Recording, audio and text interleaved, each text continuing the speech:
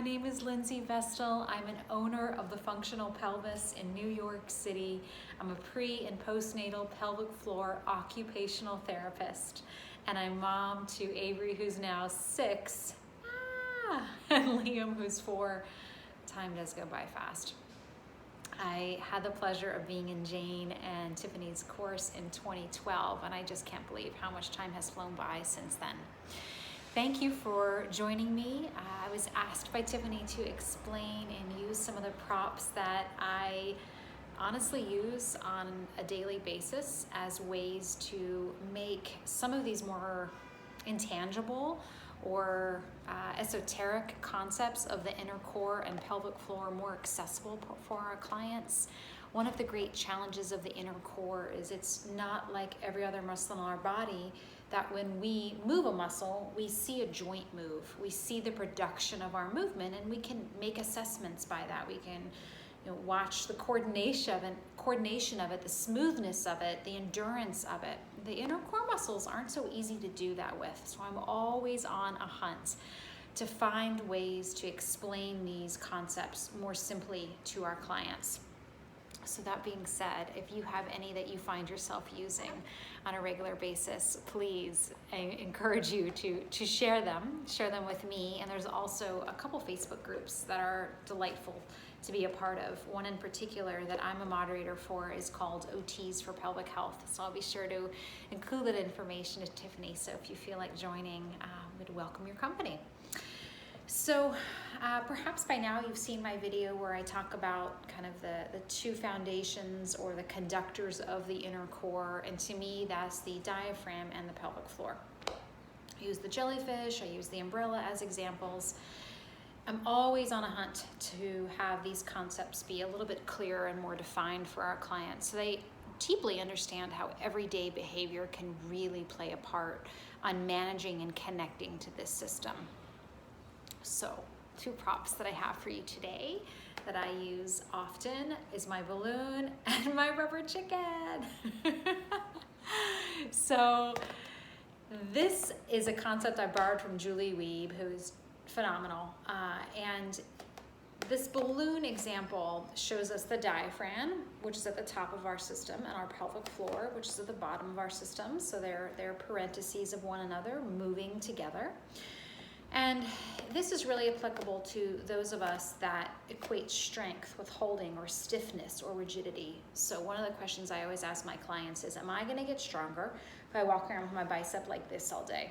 Let's throw in a 100-pound weight. Will I get stronger if I'm holding a 100-pound weight like this all day?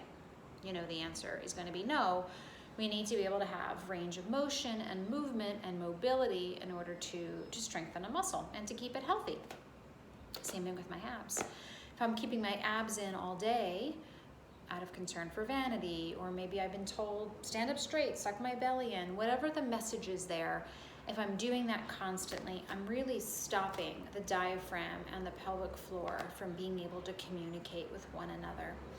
So if I'm squeezing my belly in, right, I'm not allowing that diaphragm to move like a piston in the belly, which enables that pelvic floor to lengthen and contract with every breath we take. We take about 12 to 20 breaths per minute.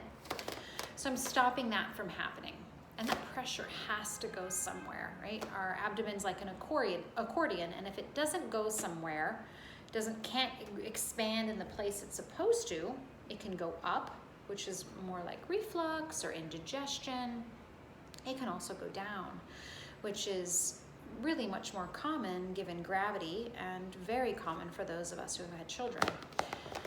So if that pressure is not able to do its job, one of the ways that our pelvic floor can respond is by trying to support that downward pressure by over-gripping or being really tense as a mechanism to keep that pressure in the body, right? And that's a task, right? Already at the bottom of our spine, where our pelvic floor sits, the top of our spine is our neck, and if that entire weight has to be, all the weight of our head, all the way down our spinal column, our pelvic floor has that job of keeping all of that in, and then on top of that, we add that extra intra-abdominal pressure. That's a tall order.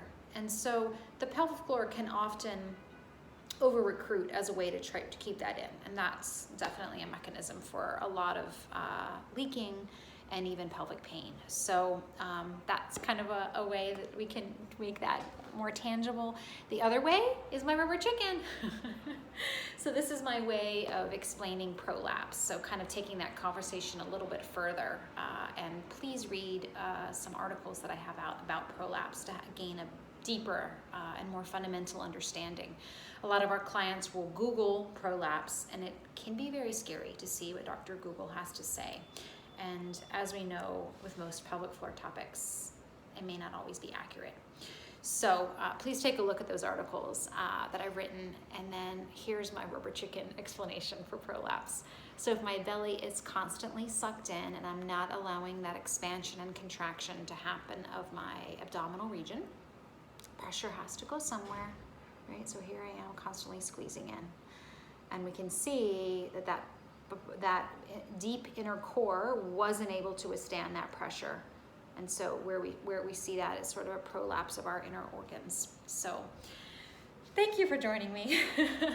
Hope you enjoyed some of the creativity that we really get to use and explore on a daily basis to help our clients reconnect and become aware and gain some deep understanding of what's going on inside their bodies, so they can be the detective of their own bodies and really become strong and supple and meet all their goals and be able to enjoy their quality of life. Thank you.